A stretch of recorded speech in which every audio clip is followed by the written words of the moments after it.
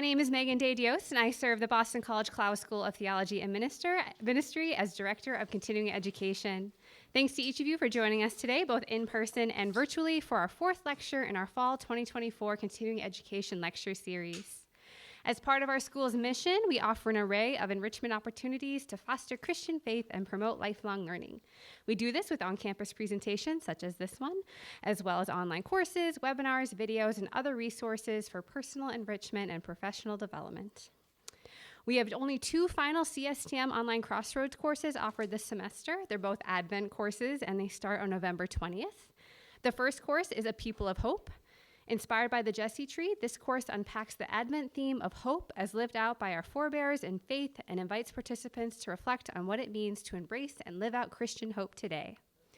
The second course is called Following the Star.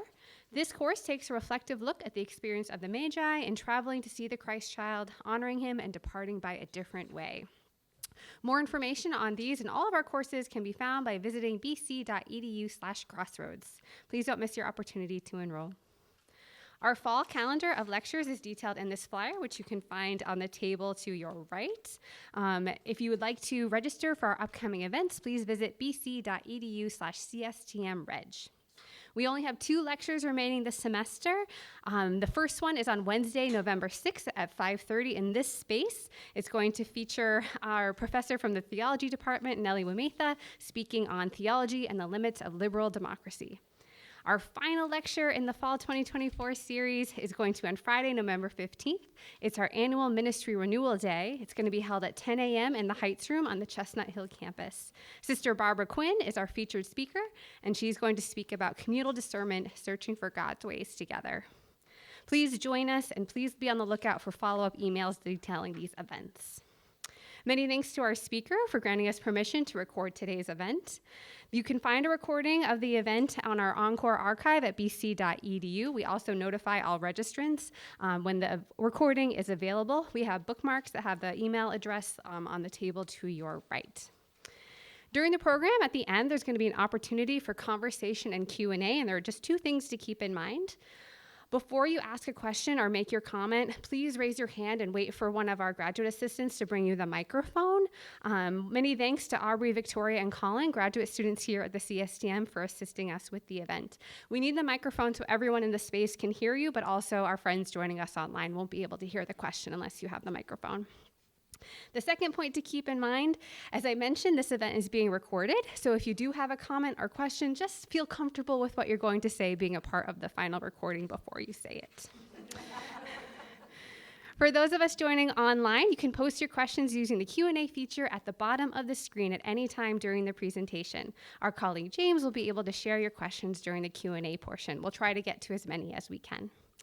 Lastly, those joining us virtually, you have the option to turn on or turn off the live closed captioning for the event at any time during the presentation. I now invite Father Michael McCarthy, Dean of the School of Theology and Ministry, to introduce our speaker.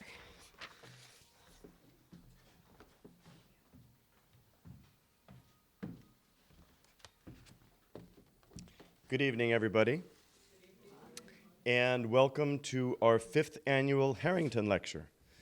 This lecture series honors the memory of Father Daniel J. Harrington of the Society of Jesus, a celebrated scripture scholar, wonderful teacher, and really a great man. And it's my pleasure tonight to introduce our speaker. Dr. Elsie Miranda is Director of Diversities at the Association of Theological Schools. Dr. Miranda arrived at ATS after 22 years at Barrio University's Department of Theology and Philosophy, where she served as Associate Professor of Practical Theology and Director of Ministerial Formation. In 2016, as part of her sabbatical, she taught liberative theologies as a continuing education program with the Archdiocese of Santiago de Cuba. This encounter with the people of Cuba led her to founding the Cuban Evolution Foundation, where she served as executive director and led mission trips that directly supported children enrolled in catechetical programs in 5 different Cuban provinces until 2019. Dr. Miranda has also served as president of the Academy of Catholic Hispanic Theologians in the United States for which she coordinated the first bilingual colloquium in San Juan, Puerto Rico in 2016. She is currently serving on the board of the Catholic Theological Society of America and the Paulist Fathers, and has served on the board of New Ways Ministry. Her research interests include liberative theologies, Christian anthropologies at the intersections of faith and socio-political and cultural realities, as these impact both human formation and the promotion of peace and justice at local and global levels.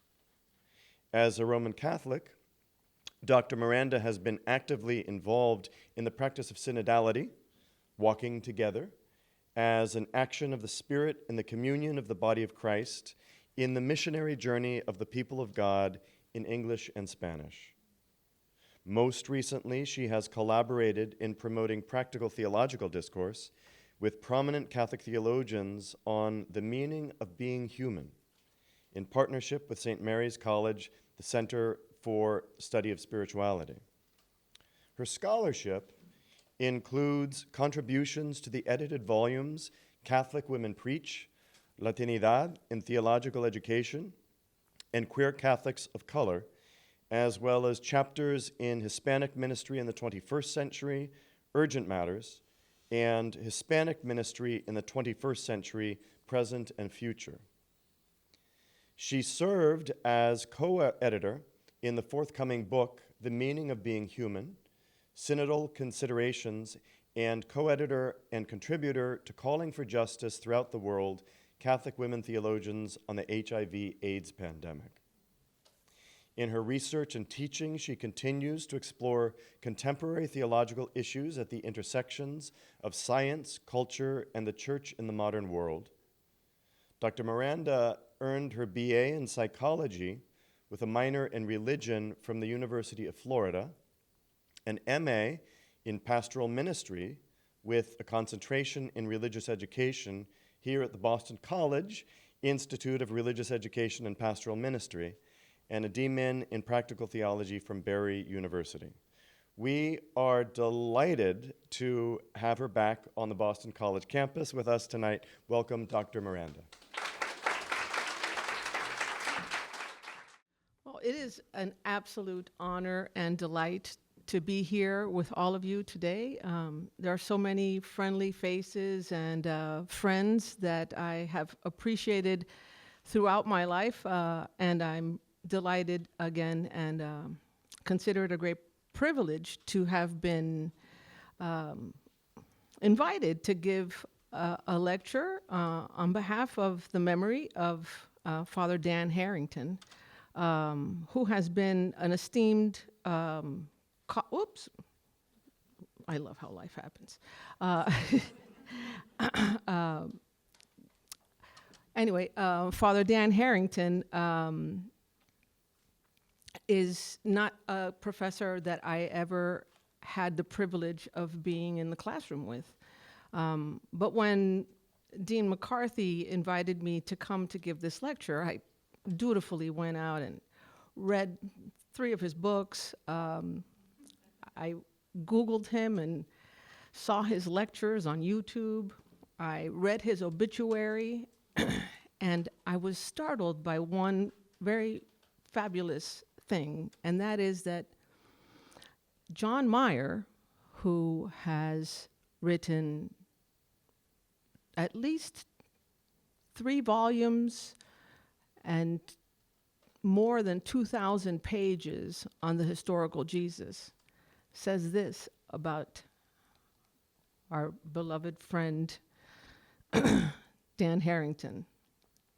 One is astonished that anyone could condense so much learning and insight into so few pages. This book, Jesus, a historical portrait, exemplifies the old dictum, all great things are simple. So I wanted to keep this little book with me here today because all great things are simple. And what I learned in my time at Boston College is that whatever work we do in theology, we must do for the greater glory of God.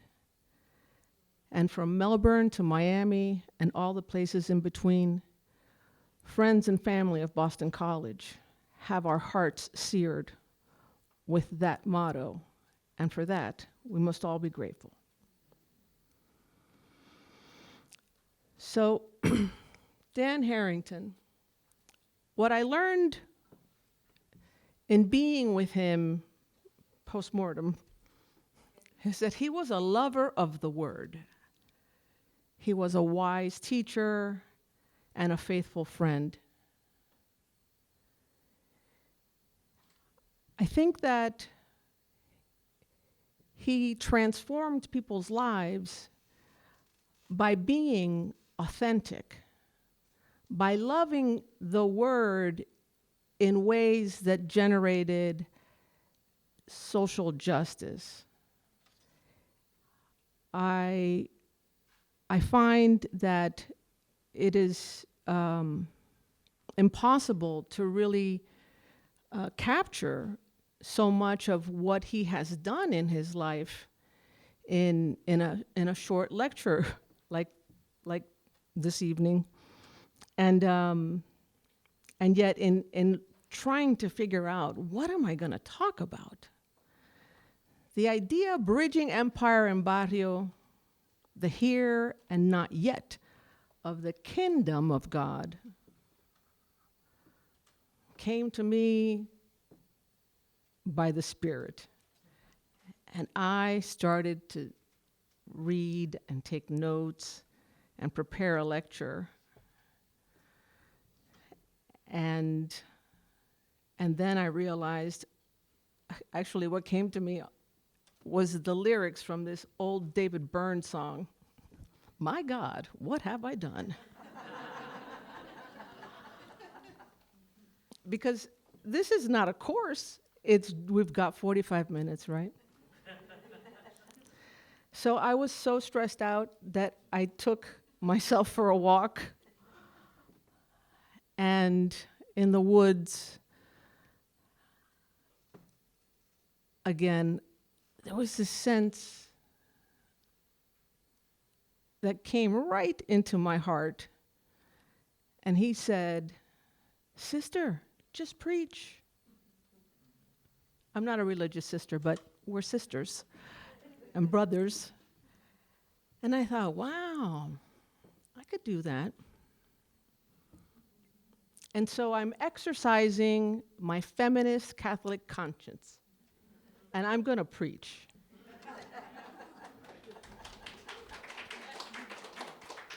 And for the legalists out there who say, well, women are allowed to preach, this isn't church.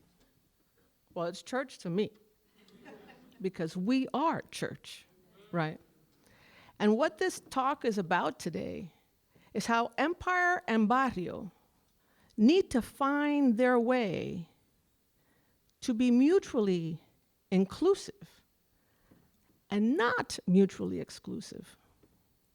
We need to find the way to recognize that this isn't about a kingdom where power is exerted from above for us obedient sheep to be docilely controlled. This is a kingdom, a relational, inclusive community that comes together because we love God, because we are faithful to the word, and because we have had wise teachers who have loved Jesus and have walked that way. So in that spirit, we're going to start with a question. Who do you say that I am? I found this question meaningful because Jesus asks this question in all of the synoptic gospels. And Dan loved the synoptic gospels. And who do you say that I am is a question that not only reveals who Jesus is. But how we respond to that question also reveals a lot about who we are. So I want to review for some of us who never took Theology 101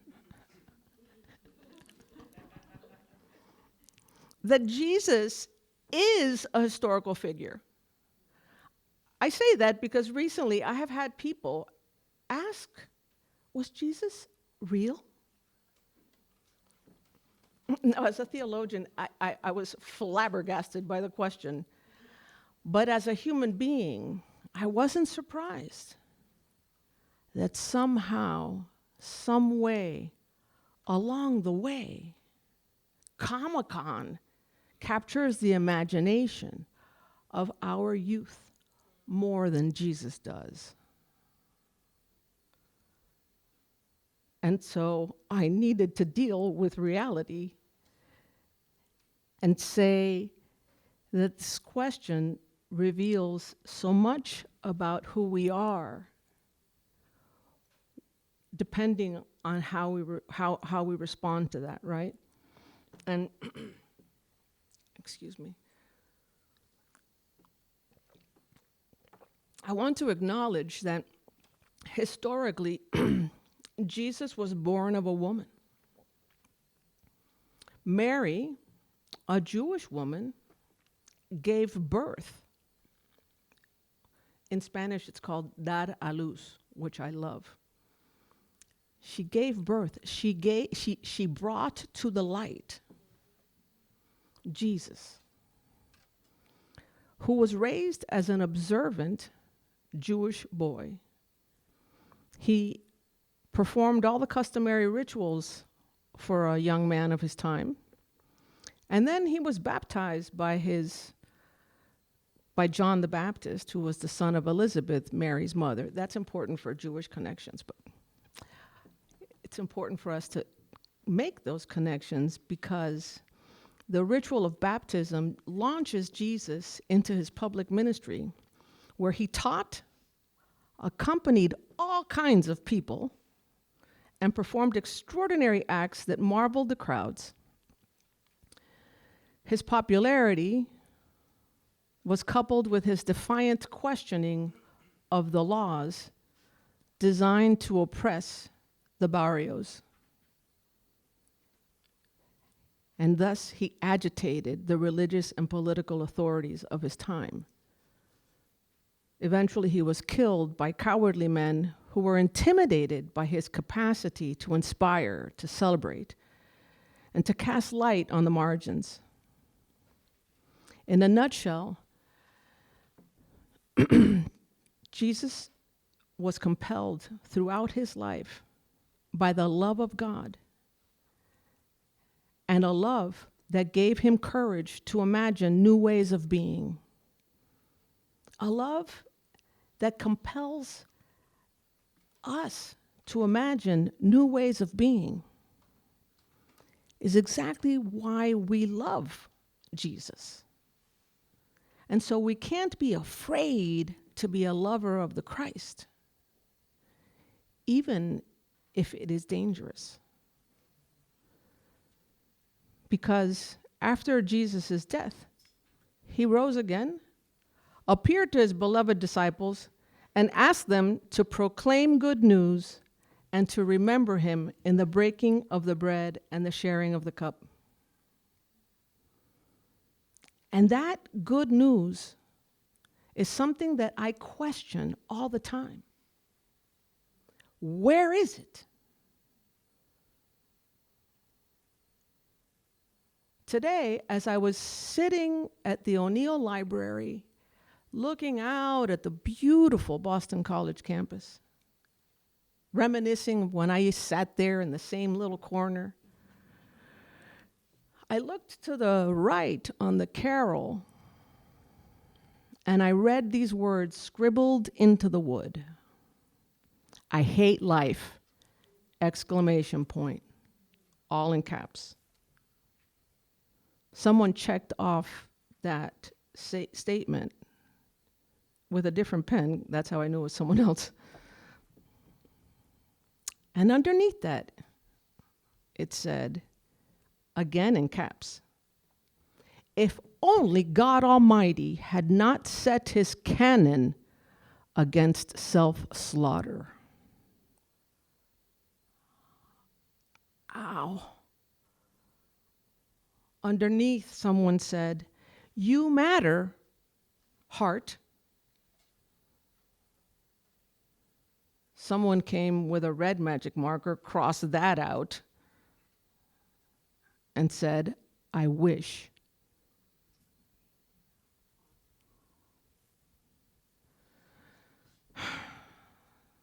Sorry that I'm not being good news people right now. But I do have to ask myself, how is it that 26% of our LGBTQ youth are more afraid of living into their truth than dying?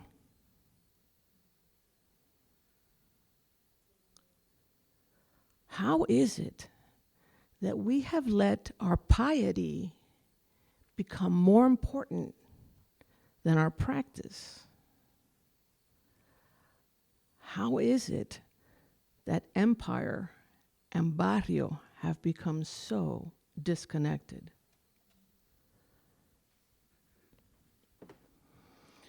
Well, I'll tell you a little story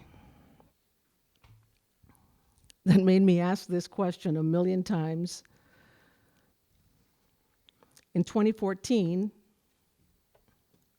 I was invited by the Archdiocese of Santiago to teach at a summer continuing education program in Santiago de Cuba, which is where my parents are from.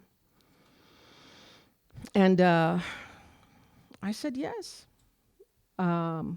Generally speaking, my family was not happy with that decision, since they were Cuban exiles who had come in 1961, never went back to Cuba. And at some level, they were disappointed that I was going to give money to those communists. But they acknowledged that it was the Archdiocese of Cuba, and how could they, prevent me from doing something. They were never going to prevent me, because it's not that easy to make me stop. But nonetheless, I said yes, and they accepted that, maybe this was of God or something. And so I tell you, my journey started when I got to the airport with my carry-on and a backpack. Travel light. What happened when I got to the airport and I saw the interminable line of people with bags and car bumpers and bicycles and pots and pans and coolers full of medical supplies, I was just stunned. And somebody said to me, "Are you sure you're in the right line?" "Yeah, I'm in the right line." Embarrassed. Somebody else said, "You obviously don't know anyone in Cuba."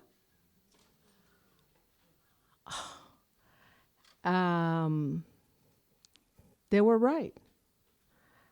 Up until that point, I didn't know anybody in Cuba, really. And so bridging as an act of encounter happened to me most dramatically in the place of my parents' birth, in a place where I had never been, in a place that legendarily was full of all of these terrible people. But when I got there, the other terrible thing that happened to me, why they call me Kooky Mookie, is that I decided to be light, and I stored all of my documents on the cloud. But they didn't have internet. So I had to wing it. What I did have, though, is a great education. And I did have 6 copies of the Bible, which I took with me in Spanish, and 10 copies of Evangelii Gaudium. And when I arrived, they were very kind, and they showed me around, and I thought, wow, there's a lot of deferred maintenance here. It was very clean, but it's a disaster. But the people were so kind. And this lady escorts me over to this special room set apart. I'm like, where are you taking me? She's like, oh, this is your room. They put me up in this room that had been built for Benedict XVI by the kind people of Miami. And I thought, wow, not so bad. I got to sleep in the Pope's bed. You have to understand the context. But what was most amazing is that as I sat there, I looked up at the crucifix on the wall. Beautiful wooden crucifix. But Jesus only had one arm. And I thought, there's something really symbolic in this image.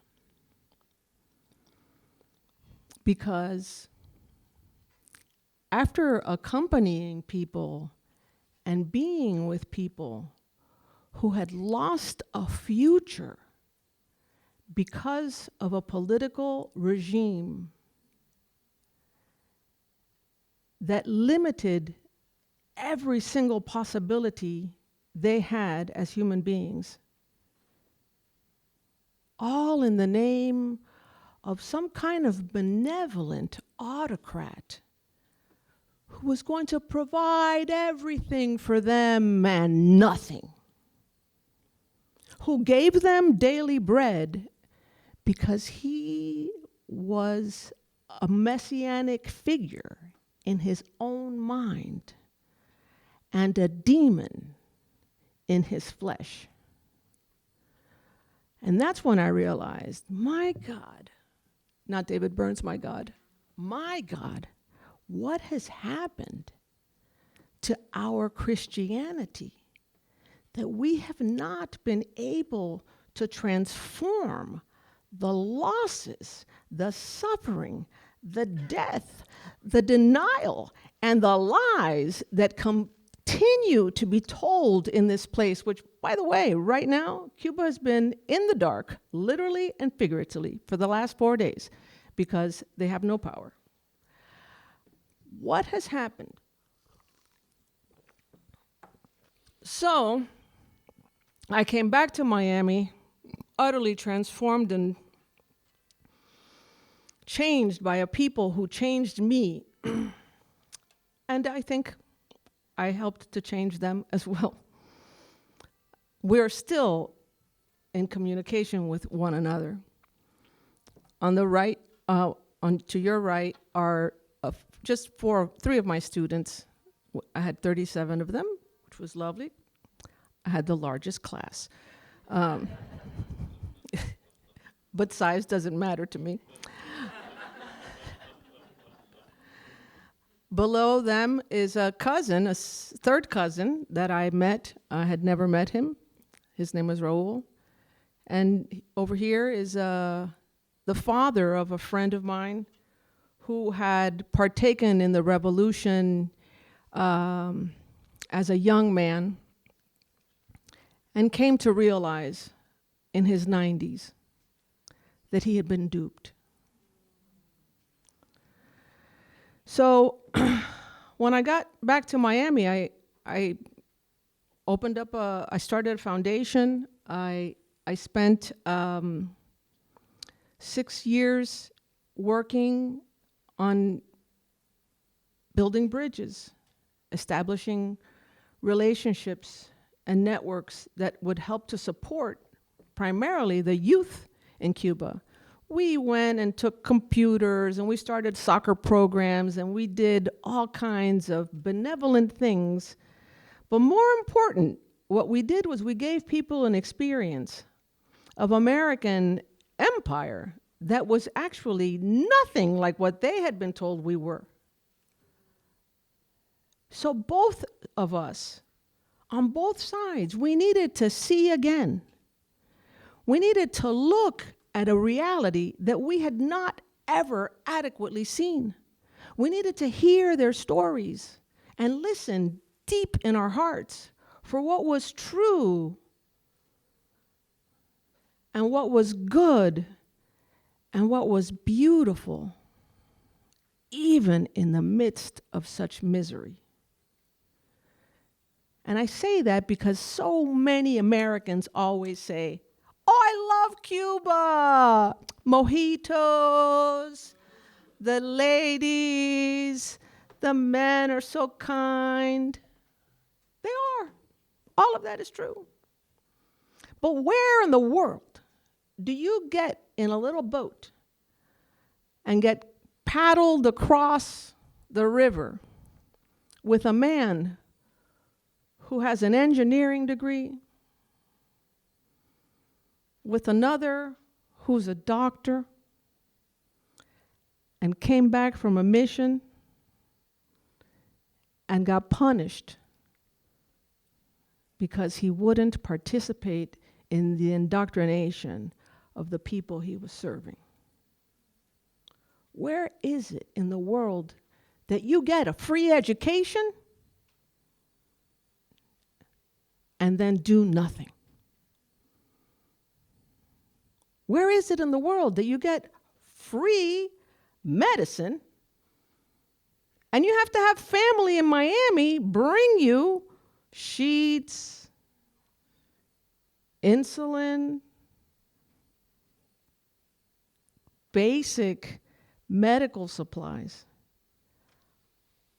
Tylenol, because the entire place is bankrupt? Whew.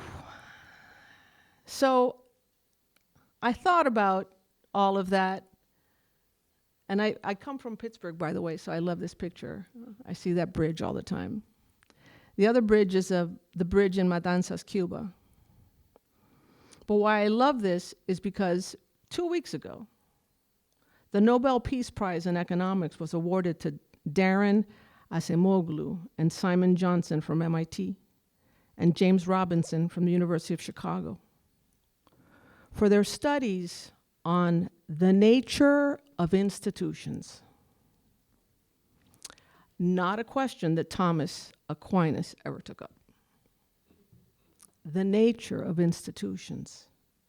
Their studies revealed how the dynamic between empire and barrio is either one of dominance, where power is exerted over the community, rendering them dependent, or one of empowerment, where empire supports communities, invests in small businesses, education, and innovation, and the well-being of the community, rendering them largely productive and self-sufficient.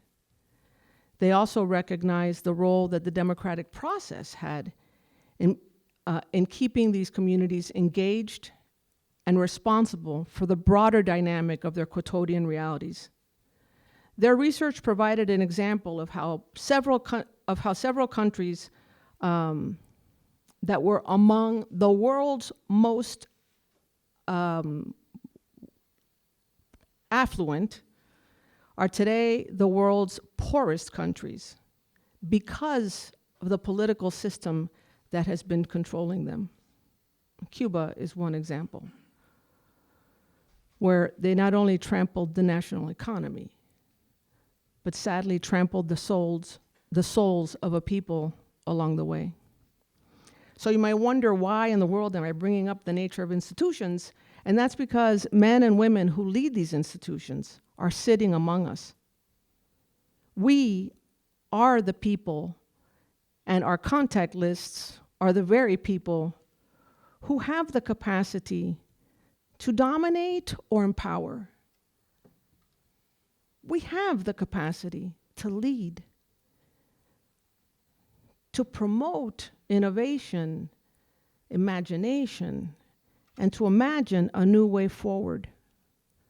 A new way where Barrio and empire work together to manifest the kingdom of God in the here and now.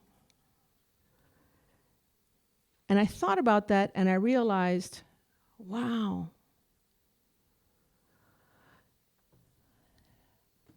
Santiago Calatrava, one of the world's most renowned architects and engineers, was recognized last year at the Biennale in Florence, where he was given the the Leonardo da Vinci Lifetime Achievement Award.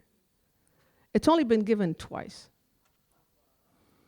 And Calatrava was a young man who was very curious, and he used to sketch bodies, all kinds of bodies, moving, dancing, in different positions. He was fascinated by the anatomy of the body and the potential of the body and how it could stand on one leg and stretch. And he studied architecture because, thank God, he didn't pay attention to the judgment and the ridicule that he had for his love of sketching. And why that is so important is because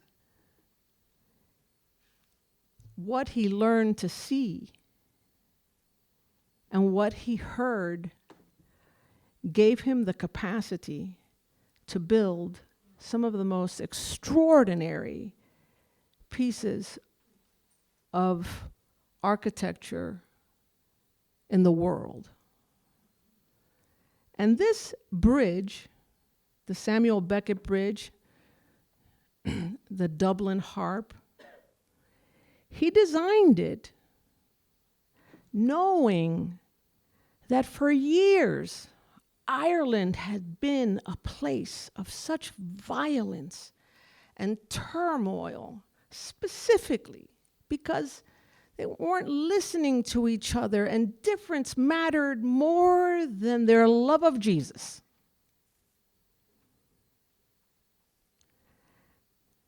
And so this is an example of how bodies sketched and imagination led to an image that is not only a real and functioning bridge, but it's also a harp. It is beauty and elegance.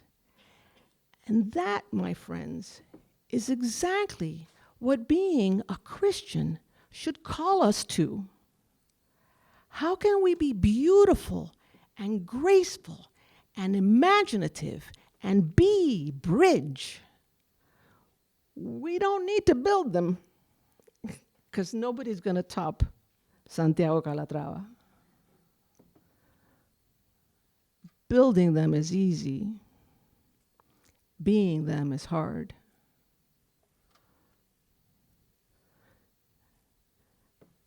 And one more image, the oculus. After 9/11,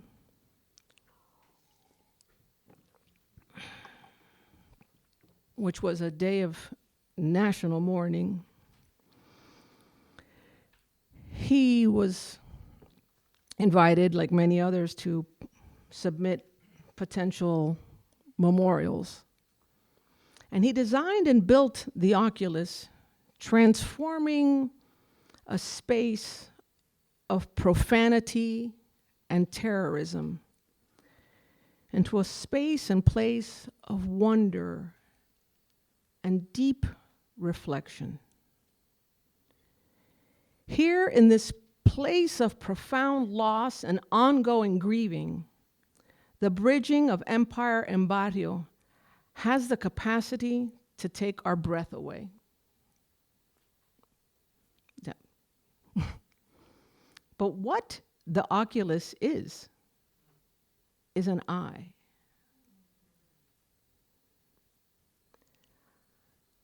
Calatrava perhaps is a prophet of our own times, a human being calling us to come and see, inviting us on a journey to take part in the kingdom of God, just like Jesus.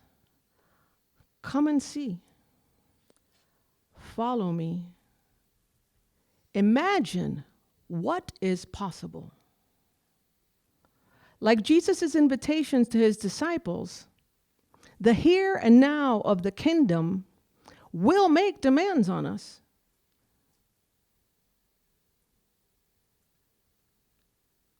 In fact, if it doesn't, we're not on the right path. Because we have to ask ourselves, do we desire to find the courage to see again with the eyes of faith and to have a vision for what is possible, not just to recognize the limits of what is improbable? If so, it is time for us to engage our imagination with generosity of mind and heart, and to reconsider the audacity of Christ Jesus, who as a faithful Jew challenged the laws that oppressed and ostracized and diminished the Barrio. Do we have the audacity, the chutzpah, to challenge the oppressive laws of institutions who don't listen, who don't see, and who say, wait, give us some more time. Wait, we're not ready for you yet. We cannot wait for permission. Because if we follow Christ, he tells us, come and see. Go out, feed my sheep. Be a lover of the word, a lover of God, and not of false idols who pretend to be benevolent. To be a bridge between empire and barrio, we must be willing to embody Matthew 25, to welcome the stranger, to feed the hungry, to clothe the naked. They're right under our nose. But more importantly, to attend to the losses and the grief that I found etched on the wall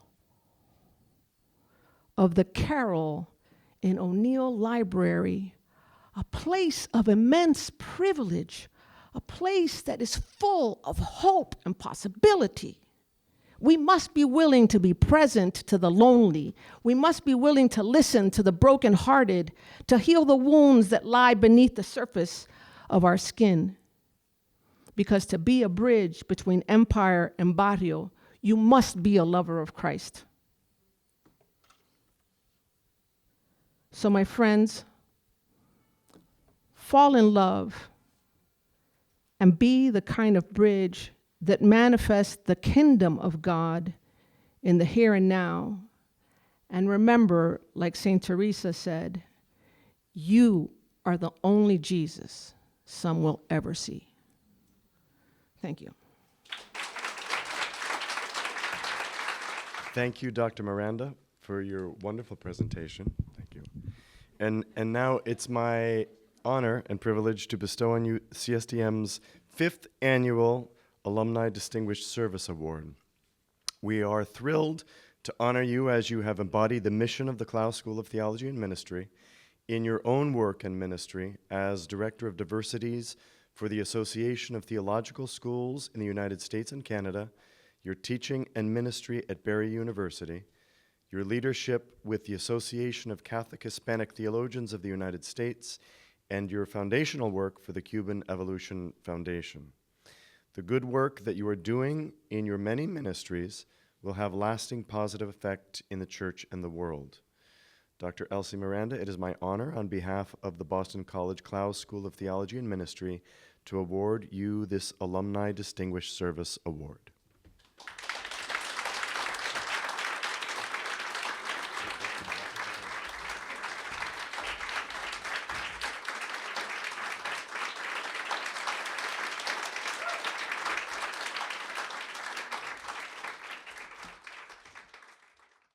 I already forgot the reminder. I was thinking of my question. Sorry. Hi. Thank you so much, Dr. Miranda. Thank you. You took us to church.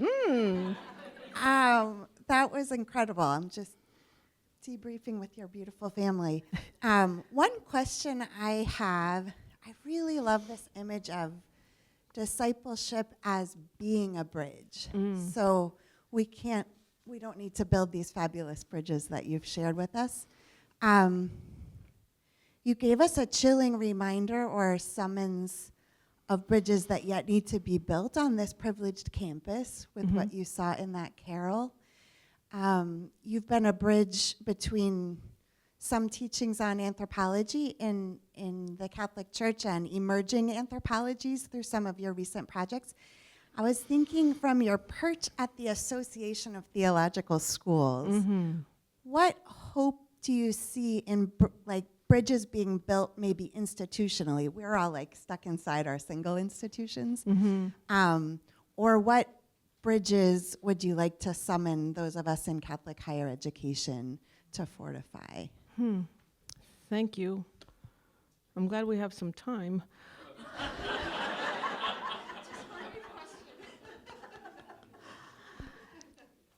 From my perch at the Association of Theological Schools, which accredits 280 schools in North America, US and Canada.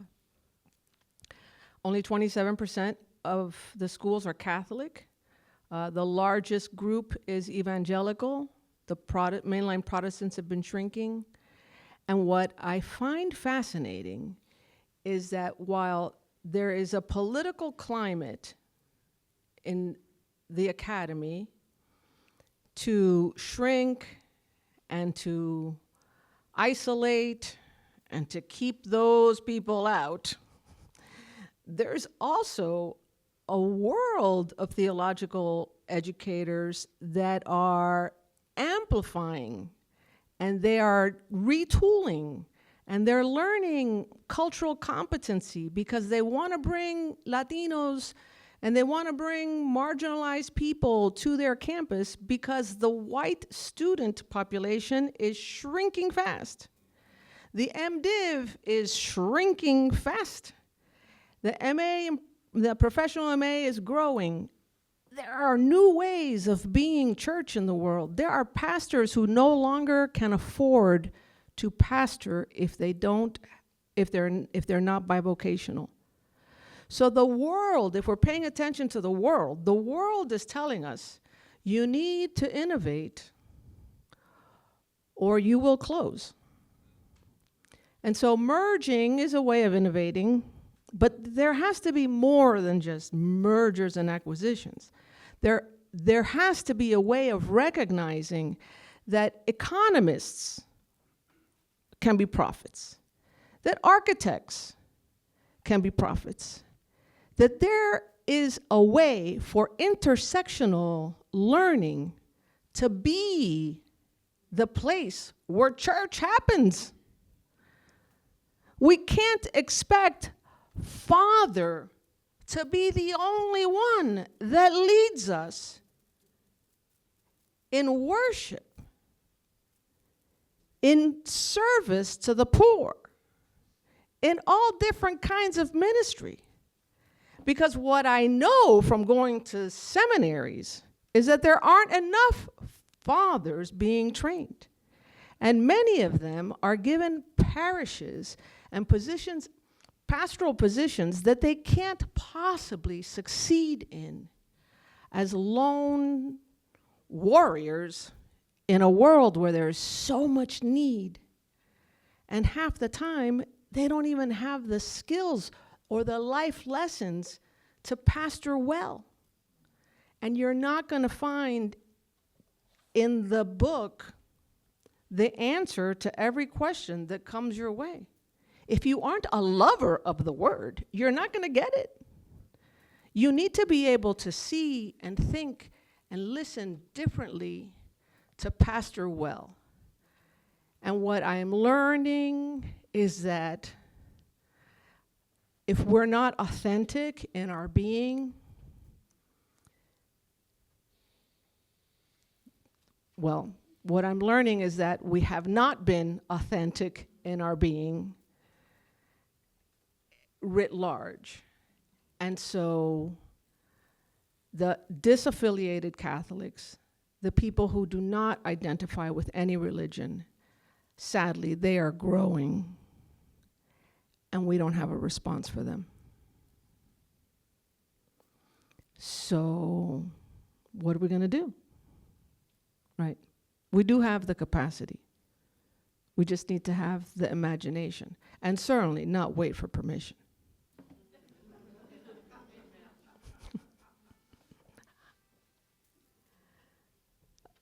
Did you have My question was very similar. I was going to ask, that was a beautiful presentation, and you are now serving at ATS as a bridge. And I wanted to ask kind of the same question, but can you add some of any changes that you see happening or ventures Sure. or suggestions from ATS? Thank you. Yeah, the work of Diversities, we were very intentional about calling it Diversities, because there's a way in which we have to pay attention to the context of every school, and what some schools are called to do in that area is not the same for others. And I'll use an example of a school, all-white school in a very white southern part of our country.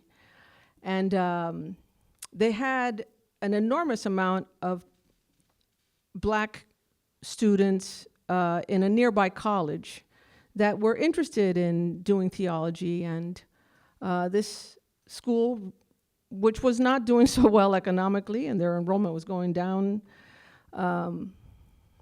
like a piano in the water, they had to figure out, how can we bridge this gap, right?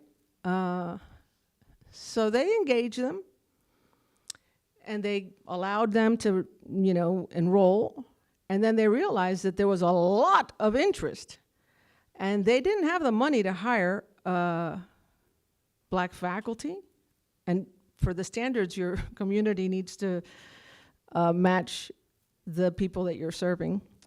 And so this president who had just arrived, who had never been a president of a theological school, he came from the economic world. He took his faculty and his administrators on a retreat and explained the situation, and they committed to changing their entire syllabi to include black authors, to include a different kind of consciousness that they themselves had never, ever paid attention to, in order for them to properly serve the community that was coming to them. And now that school has grown by leaps and bounds. They've gotten grant money, and they've been able to hire 2 African American people in their community, and so for me, that's a way of being prophetic and being innovative with what you have. You can't say, well, I don't have enough money, but we put too much emphasis on money. We throw money at things that never change, because what needs to change is our heart. And so there was conversion there. They lost a dean, but that's okay. There's always one that says, I'm not going. They have another one. And that, for me, is a good news story.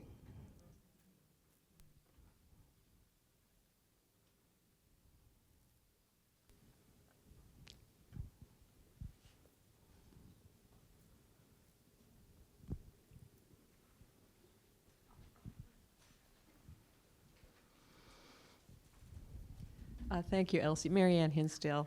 I just recently retired from the theology department, but I was connected with the STM part of the IRAPM years ago, as you know. I was just wanted to thank you for really bringing together a constellation of images that are so rich and engaging. So thank you. And I was just thinking of all the bridges with regard to institutions that I have seen happening. My own alma mater, the University of St. Michael's, Theology faculty bridging with Regis Theology as Regis St. Mike's, as they call it now. I'm sitting next to this guy here who's in the Theology and Education PhD, a Marianist who I didn't teach him, but I taught at Dayton, and we're both from Chicago. I mean, there's just connections. So I think bridges are like connections. And I'm a person that's always keen on making connections, even academic ones, of course, but especially relational. And I think you just did that so beautifully, and congratulations on your well-deserved award. Well, thank you. Thank you, Marianne.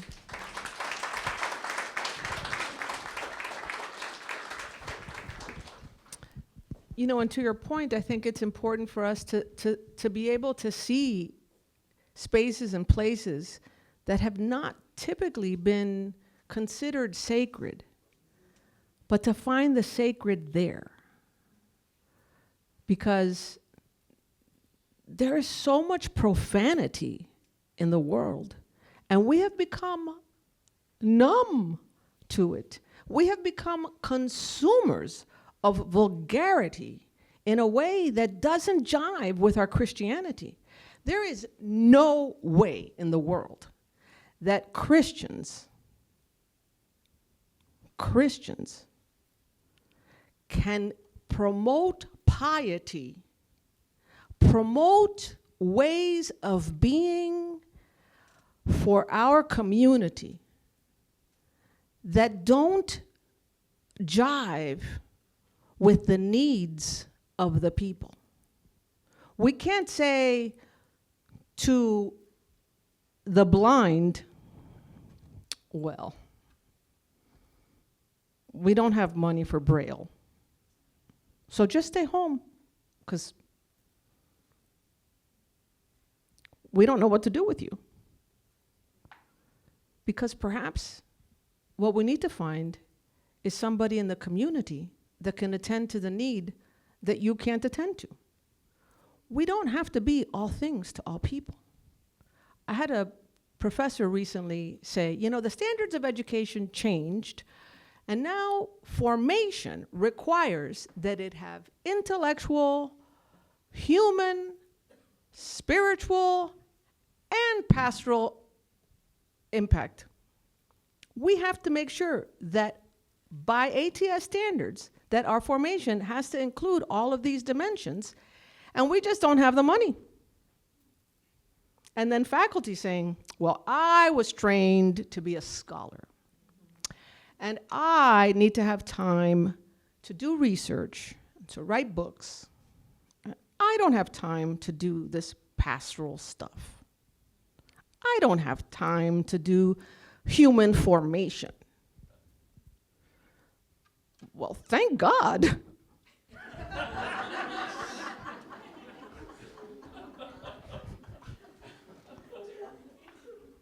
Right? Because I wouldn't want to talk to him.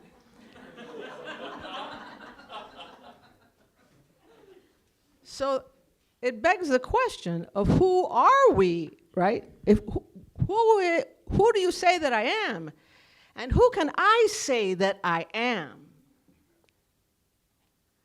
I don't have to be all things to all people, but you can come to me with a problem that is really perplexing. And all I need to do is say, I hear you. I'm going to find somebody who can accompany you. I'm at a loss for words, but I can't be at a loss for love. Because then I'm not really a Christian. Then, like Metz said, you could be I love the question that Metz poses. Do you believe in God, or do you believe in your belief in God? Because my belief in God, if it has greater value than if my belief in God has greater value than my belief in God, then I am an idolater. And idolatry, perhaps, is one of the greatest sins of our time. So that's a roundabout way of getting to this idea of, what are the symbols that are present right under our nose? What are the opportunities that exist every day for us to be disciples, to bridge the barrio and the empire? Empire is not bad unless empire oppresses and dominates and diminishes the integrity of humanity. But empire has the power to do the exact opposite. And we have to be responsible for the power that we have and the power that we wield.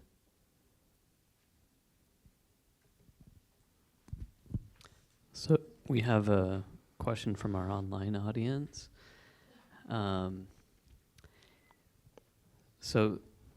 This person asks if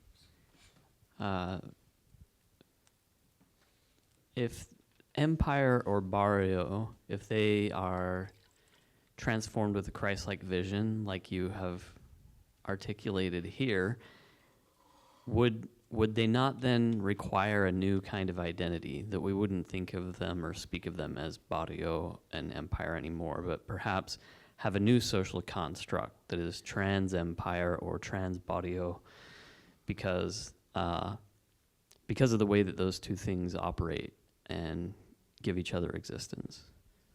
Thanks. So hopefully not, and here's why.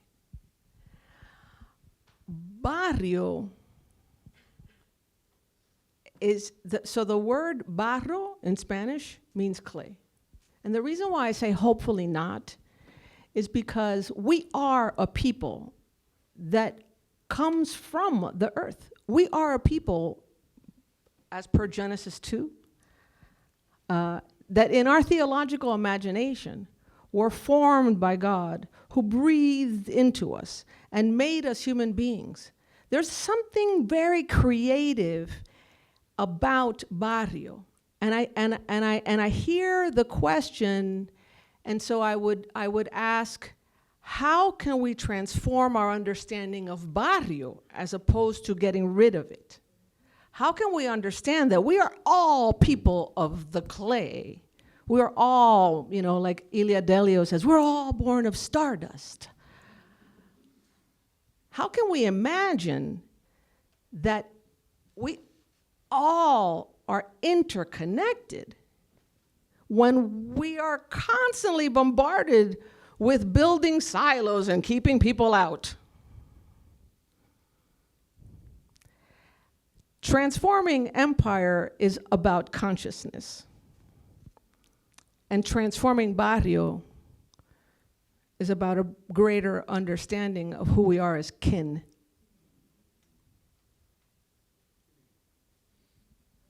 So hopefully not.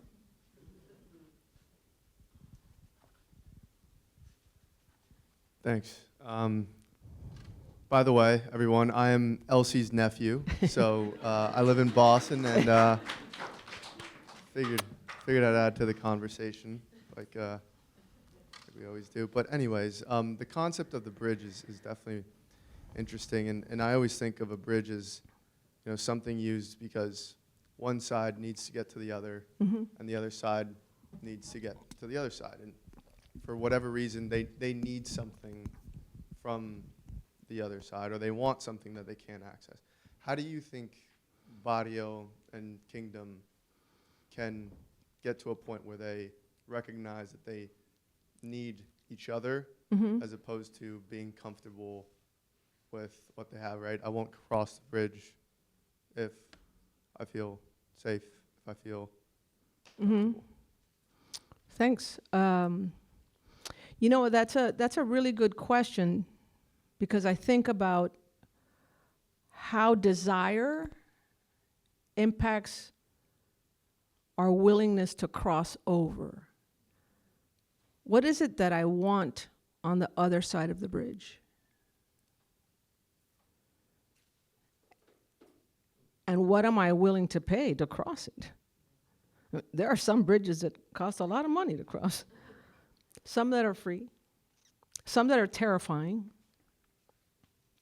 but they're always bridging desire and functionality with some reward.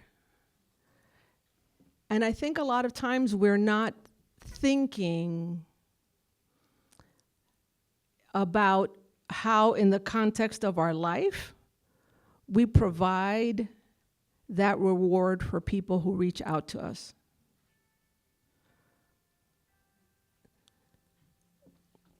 What is it that led somebody who saw etched on a carol, what was it that, you matter. And someone crossed that out and say, you wish. As if the other ones weren't hard. How do people come to us and find a wall instead of an open door?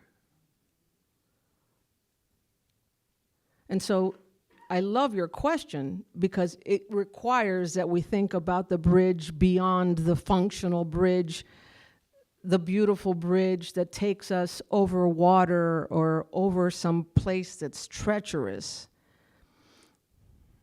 Because it asks us to think about how we give access.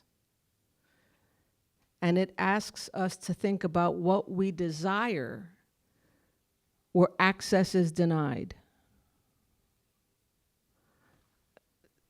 That dynamic is going on in so many ways.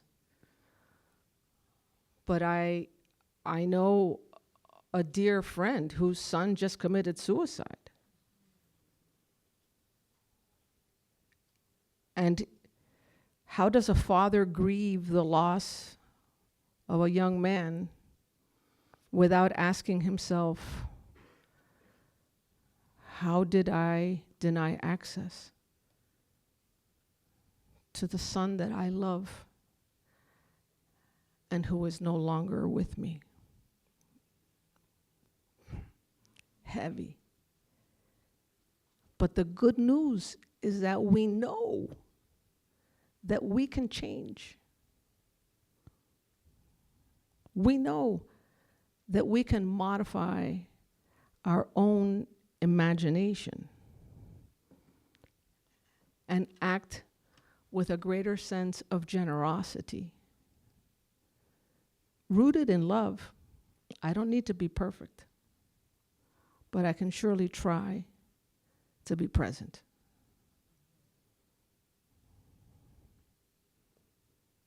I love your question. But mostly I love you.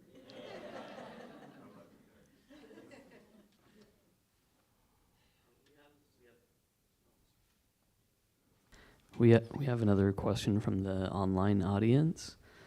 This one is signed Love from Miami. Mi gente. This person asks, please talk a little about how ministries in the trenches, direct service, or ministries that support direct service, like spiritual direction formation or retreat ministries, how can these kind of ministries and services help inform the pastoral formation of those in our seminaries and or theological centers? Yeah, great question. And I think that the issue, somehow the issue is twofold. So empire, where the money is, needs to find value in these places that can provide services to our schools so that our schools don't have to do everything. And there is plenty of money in the world in empire to support these. But what's happened is that we don't have the proper bridging between those who have money and those who need the money. And then we don't have, we haven't adequately created the synapses, right, to make those networks fluid. So people work really, really hard, but they haven't imagined new ways of being. And so they're always just, they're all, you know, like, so the Latino community does this a lot. We love la lucha. We're in la lucha. Like, the struggle is good. Well, we have to get over glorifying the struggle when there's so much generosity that abounds. We don't have to feel guilty because we are people of privilege. We need to be responsible because we're people of privilege. And so if you have something to offer schools in the way of pastoral formation, spiritual formation, sell yourself. Let people know that you exist and that you have something to offer. Be the bridge and see what happens. Yep.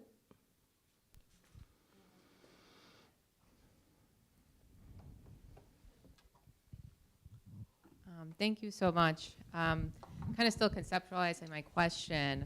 So I think that there are a lot of professionals out there, a lot of leaders out there who say that they are Christian and that perhaps they're even building bridges, and truly actually they're weaponizing Jesus, perhaps placing conditions or prejudices on the poor, on the Barrio. And I'm just curious, what is our response to that? How do we react to that? Thanks. That's a great question that puts the responsibility on us. You know, I don't know about you, but every day, every week I get a little, you know, training for internet hackers, you know. Got to be aware about, you know, don't click. Phishing, smooshing, all these things. I wish we had that much intuition and knowledge about how to detect a liar, a thief, and a con. But we're so, as a community, sometimes we're so blind. Well, oh, look, he looks nice. Ted Bundy looked really nice. And there are institutions that use Jesus to cannibalize the very people that support them. And that is a huge sin. And I don't know what to do about it, except that we need to talk about it. And we need to support people like that poor old man at 92 who realized at the end of his life that he had been duped. And not in the way Jeremiah was duped. His life was over. Can we get another question? Okay. But thank you. Hello, thank you so much for your presentation today. I've been particularly inspired. There's a number of things I'll definitely take with me. One of the things that I often struggle to do when I'm put in front of other people is to share good news, and so I quite appreciate that you do that so openly, and I think perhaps it's a struggle that we have as Catholics or Christians, that we think that we need to be humble when we've pursued something great for God, so thank you for sharing that. In a way, I wanted to then perhaps offer my own good news in what you're sharing, and then my question afterwards. So one of the things, so I'm from Sydney, and I have a love for basketball. And I grew up, I mean, I think it's also because I'm Filipino, and so it was a way of connecting with my dad and also my community back at home. And over the years, my life in ministry, I work for the Chancery back at home in youth ministry, But I find often the tension between our institutions not giving young people the space to be creative. And so time and time again, we've brought ideas to our pastors or leaders who are often met with resistance. And for whatever reason, it could be fear, resources, a whole plethora of things. But what we did eventually as a women's basketball team is that we created our own ministry that's now been running for about 10 years. And it's brought in women who used to play basketball. I'm not sure if you know, but after 16, a lot of women drop out of sports. And then they come back after they've had children. So we've now created this space. And because of our faith in God, we've continued to instill this culture of accompaniment. We pray before and after games and trainings, and we've attracted coaches. Anyway, just wanted to share that good news because you had mentioned the work that you're doing back in Cuba. I guess my question is, in this time of a transition in a synodal church, I'm wondering about the place of young people. Because we have, I think, what has been named is this idealism that's often squashed by the context in which we live. What would you say to the church of today, ideas to help facilitate the hope and creativity of young people so as to give us a future where we're involved in what the church looks like? Wow. That is fabulous. So I come from a family and a tradition that believes in fiesta. And church, if it's ever going to be relevant again, needs to celebrate life. We are a sacramental church. I love being Catholic. People ask me all the time, why are you still a Catholic? Because I will always be a Catholic. Because I am the church. Even if the church doesn't want me to preach, or the church doesn't really know what to do with me in the totality of my being. But I too am church, right? We are church. As someone said, this is church. And pastors, unfortunately, sometimes, and I can tell you, there's wonderful, pious men seeking to save the church, but they're being trained in ways to save the church that is so ego-driven that they can't listen or see. They want people to come and pray the rosary and wear the mantilla and be pious.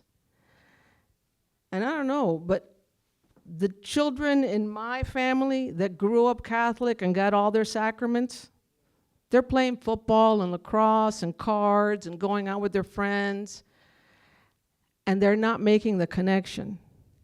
And so wake up, pastors, teachers, preachers, preach the good news, for God's sakes. Don't just tell us what we can't do. Tell us what we ought to do.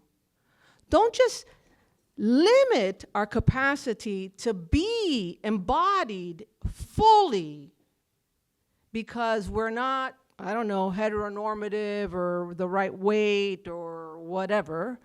Don't limit us. Invite us. Listen to us. Be with us. Make that you matter real. Because you're absolutely right. It's the way that we reimagine community. It's the basketball team that becomes church. It's the card game, the ladies' card game on Saturday that becomes church. Or Wednesday, whenever you meet, I don't know.